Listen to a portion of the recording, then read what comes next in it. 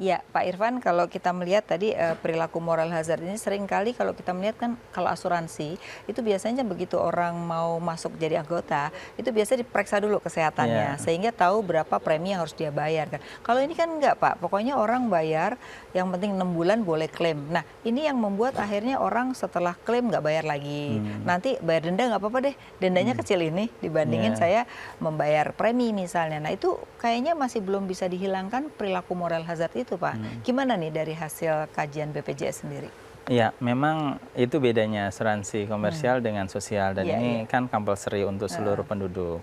Dan mulai 2019 lah nanti untuk yang pekerja bukan penerima upah itu mulai harus semua. Kalau sekarang kan bertahap, yang formal sektor terlebih dahulu. Dan memang tidak ada preconditions, nggak ada pemeriksaan terlebih dahulu. Dan itu memang tantangannya seperti itu.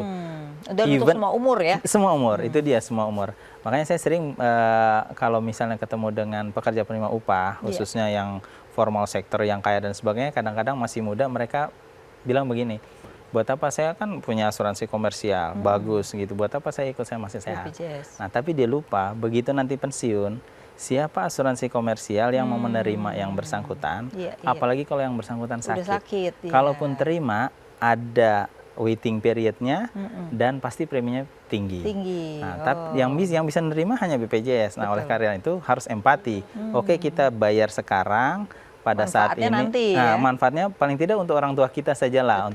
Kalaupun nanti mudah-mudahan kita sehat. Nah, ini yang menariknya di Jerman seperti itu. Pernah terjadi kebijakan di Jerman. Ada di atas 4.000 euro per bulan, dia boleh pilih komersial atau sosial.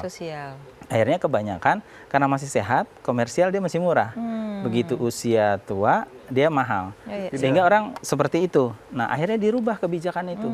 Oke, boleh seseorang yang di atas tadi 4.000 euro per bulan boleh milih komersial, tapi once dia milih komersial, forever nggak boleh dia masuk sosial. Sehingga dia berpikiran, wah nanti saya pada saat tua nggak nerima. Akhirnya dari awal meskipun dia punya komersial tapi dia tetap social health insurance dia masuk. Nah sekarang ini kan modelnya ada yang ikut BPJS itu kan karena wajib ya. Terus mereka menambah dengan asuransi. Nah ini kan ada double itu. Gimana nih cara orang kadang-kadang masih bingung menggunakan nih saya pakai asuransi ya. Gimana itu? Kita sudah kerjasama dengan beberapa asuransi tambahan ya. Kalau kita sebutnya asuransi kesehatan tambahan.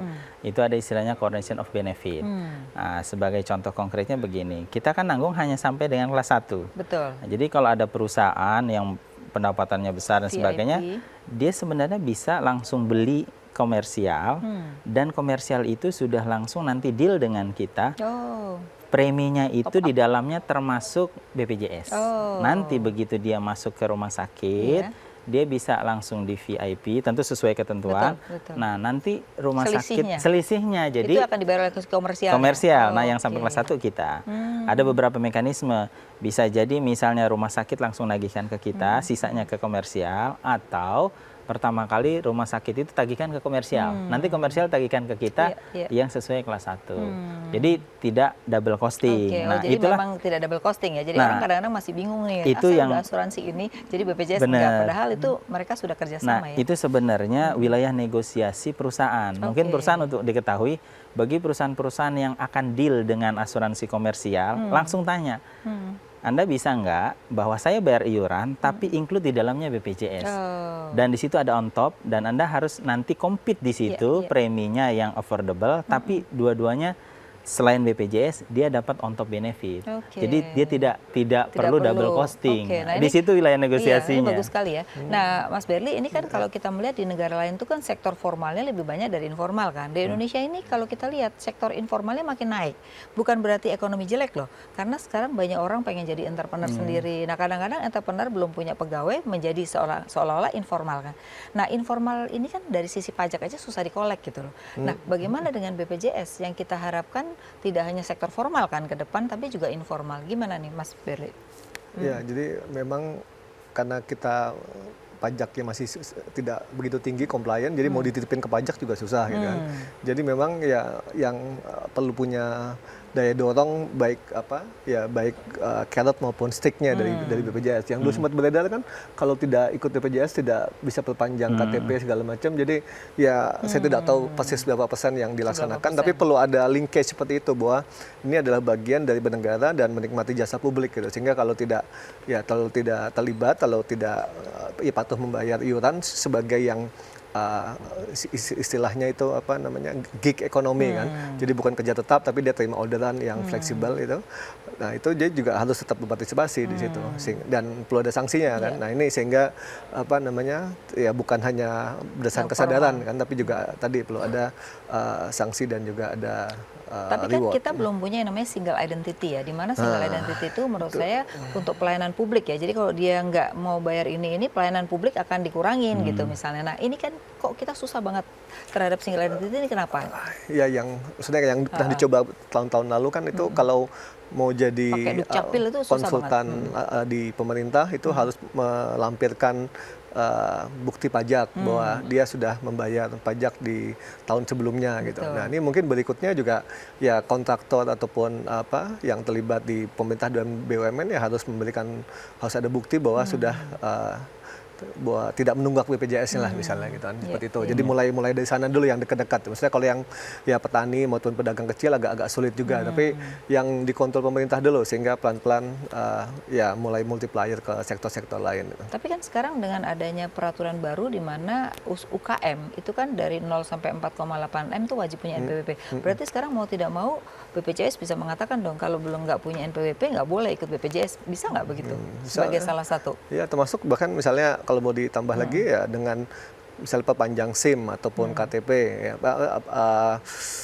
STNK mobil itu harus punya BPJS, jadi itu harus jadi package gitu ya dengan kondisi pemerintah ya administrasi negara kita seperti saat ini mungkin yang paling efektif itu seperti itu menjadi prasyarat buat service negara lainnya. Nah itu baru bisa meningkatkan cukup signifikan lah compliance-nya dan ya termasuk jangan yang hanya membayar ketika mau treatment besar mau operasi habis itu stop lagi nunggak lagi. Nah ini jadi memang harus saling support membantu kan betul-betul gotong royong kita kan ini salah satu bukti nyata gotong royong dalam negara kan. BPJS. Dan harus diperbaiki ya.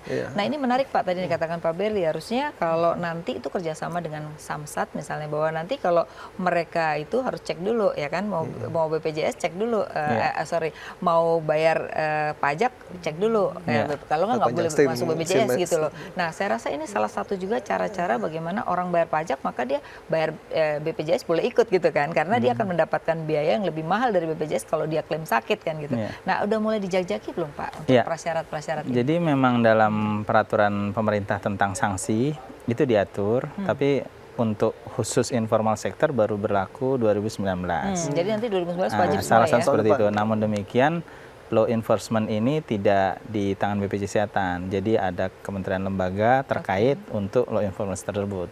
Tapi kita berupaya untuk ke arah sana. Contoh ya, beberapa waktu lalu beberapa Pemda itu mensyaratkan. Jadi kayak tadi lelang atau urus izin SIUP dan sebagainya itu harus BPJS, dan bahkan kita juga kerjasama dengan BKPM. Jadi begitu investor baru atau mengurus SIUP dan sebagainya itu syaratnya harus daftar.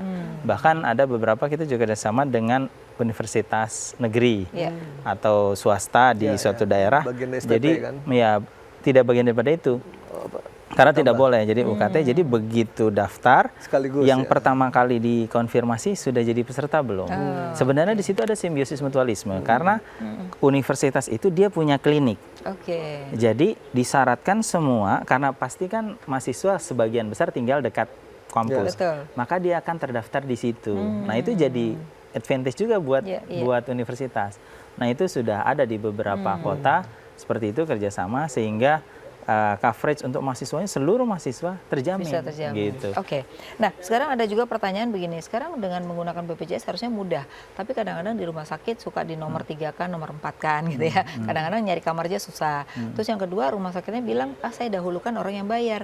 Kalau yang BPJS ini tagihannya lama, jadi akhirnya kadang-kadang mendapat prioritas yang paling belakang. Nah itu kita akan bahas, tapi kita harus break lagi. Pemirsa tetaplah di Economic Lounge with Ise.